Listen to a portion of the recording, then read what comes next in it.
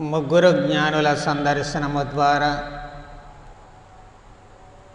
దేవుడు మనిషిగా ఈ లోకములో జన్మించి రక్షణ అందించేది కేవలము యూదులకు మాత్రమే కాదు, కానీ యావత్ ప్రపంచానికి ఆయన రక్షకుడు అన్నటువంటి సత్యము బయల్పరచబడుతూ ఉంది.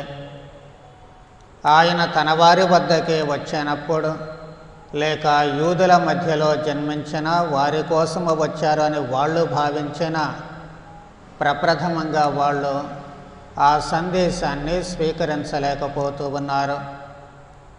పుట్టడానికి ముందే బెత్లెహేములో ప్రారంభమైనటువంటి తిరస్కరణ ఆయన పెరిగి పెద్దవాడైన తర్వాత కూడా కొనసాగుతూ ఉంటుంది. అందుకే ప్రభువు తన బోధనను మత్తయి సువార్త ప్రకారము అన్యుల వద్దనే ప్రారంభించడం చూస్తూ ఉన్నాము. సందర్భాన్ని జాగ్రత్తగా గమనించినట్లయితే బప్తిస్త యోహాను గారు అదే సమయంలో బంధించబడుతూ ఉన్నారు. చూచే వాళ్లకు బహుశా ప్రభువు కూడా భయపడి అక్కడ నుంచి వేరే ప్రాంతానికి వెళ్ళిపోయారు అనేటువంటి భ్రమ రాకమానదు.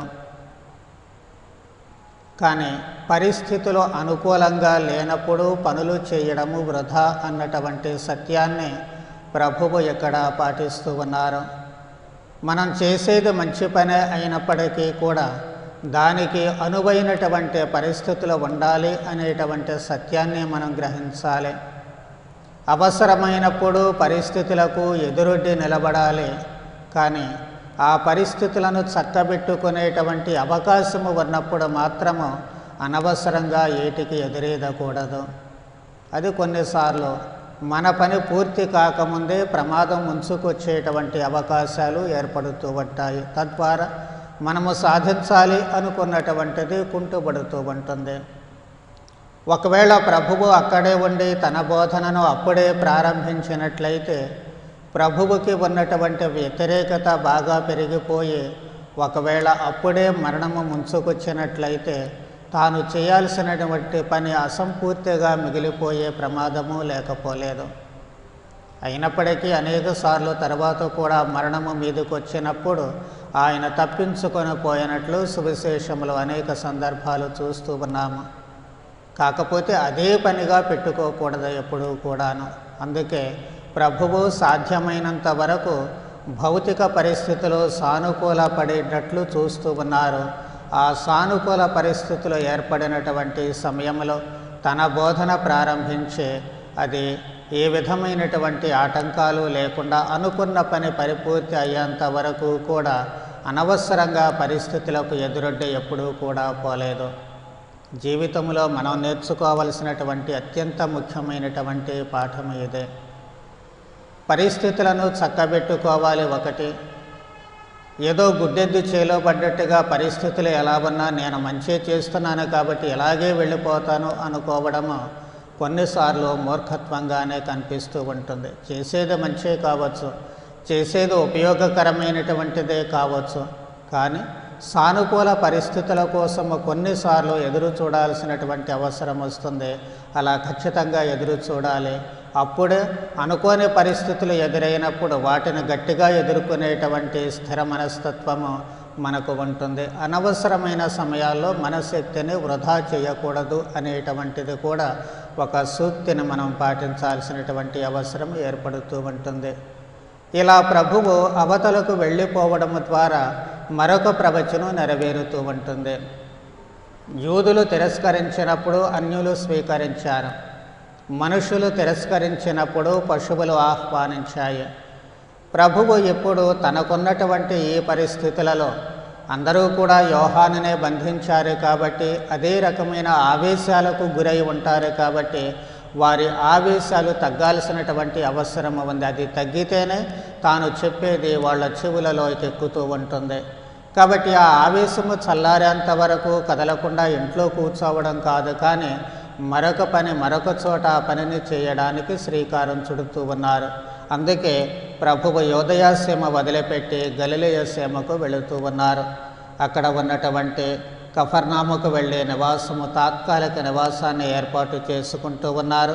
ఆ ప్రాంతాలన్నీ కూడా జబూలేను, నఫ్తాలి, ఈ గలిలయ సరస్సు తీరమంతటా కూడా, ఇంకా యోర్దాను నది ఆవలి దిక్కున ఉన్నటువంటి అన్యులందరూ కూడా ప్రభుని బోధనలు వినడానికి వస్తూ ఉన్నారు. ఈ ప్రకారము చూసుకుంటే మొదటి సువార్త ఎవరకు అందించబడుతుంది అంటే అన్యులకు అందించబడుతూ ఉంటుంది. బహుశా ఈ కారణము చేతనే ప్రభువు విందు ఉపమానాన్ని చెప్పినప్పుడు పిలువబడినటువంటి వాళ్ళు విందు సిద్ధమైనప్పుడు ఎవరూ కూడా రాలేదు. అందరూ నానా వంకలు చెప్పి తమ దారిన తాము పోతూ ఉన్నారు. అప్పుడు పిలువబడినటువంటి వాళ్ళు రోడ్డు మీద దొరికిన వాళ్ళందరినీ తీసుకొచ్చి ఆ రాజు తన విందు రుచి చూపిస్తూ ఉన్నాడు. ఎవరి కోసం తయారు చేయబడిందో వాళ్ళు రాలేకపోయారు, ఎవరి కోసము తయారు చేయబడలేదో వాళ్ళు వచ్చి దాన్ని స్వీకరిస్తూ ఉన్నారు. ఇది మామూలుగా ప్రజలందరికీ చెప్పే పాఠం కాదు, కానీ అక్కడ యూదులకు చెప్పేటువంటి పాఠము. వాళ్ళు మా కోసమే అనుకుంటున్నారు కాబట్టి అది మీకోసమని మీరు అనుకుంటే అసలు మీకే దక్కదు, వేరే వాళ్లకు దక్కుతుంది అని చెప్పి వాళ్లకు బుద్ధి చెప్పడం.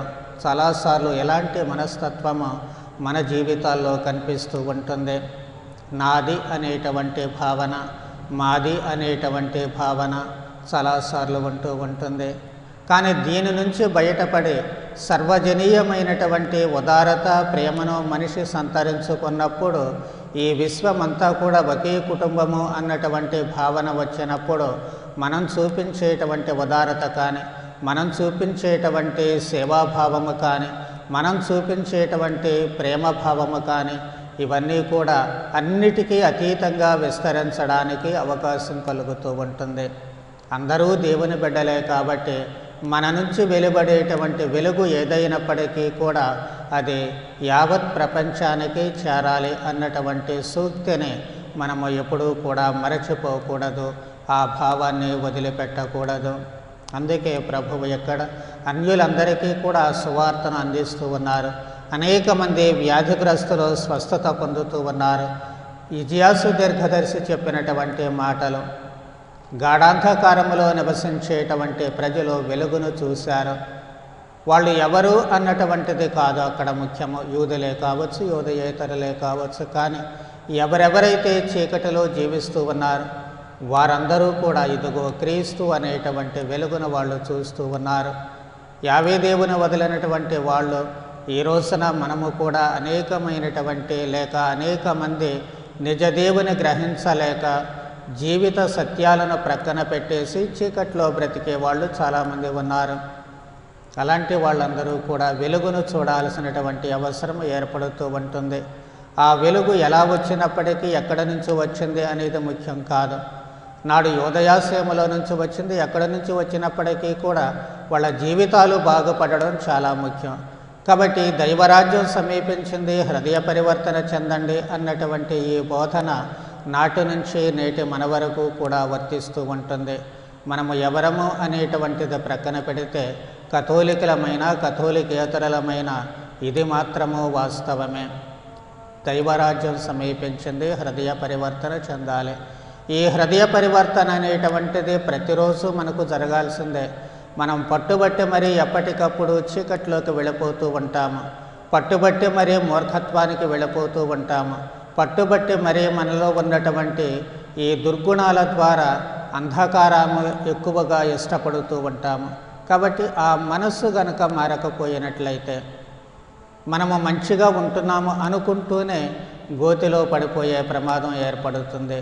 మనము పరిపూర్ణత సాధిస్తున్నాము అనుకుంటూనే అపరిపూర్ణతలో పడిపోయే ప్రమాదం ఏర్పడుతూ ఉంటుంది.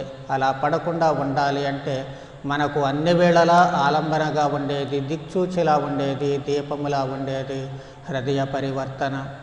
ఎప్పటికప్పుడు మనం చేసేటువంటి పనులను అవలోకన చేసుకొని వాటిలో మంచి చెడు వేరు చేసి చెడు వాటిని వదిలివేసి మంచి వాటిని మాత్రమే మనము అనుసరించడానికి ప్రయత్నం చేయడమే నిజమైనటువంటి హృదయ పరివర్తన. అది ప్రతిరోజు జరగాలి, ప్రతి గంట జరగాలి, ప్రతి నిమిషము జరగాలి. అప్పుడే క్రీస్తు మాదిరిగా పరిపూర్ణమైన వ్యక్తులుగా తయారు కావడానికి అవకాశము కలుగుతూ ఉంటుంది.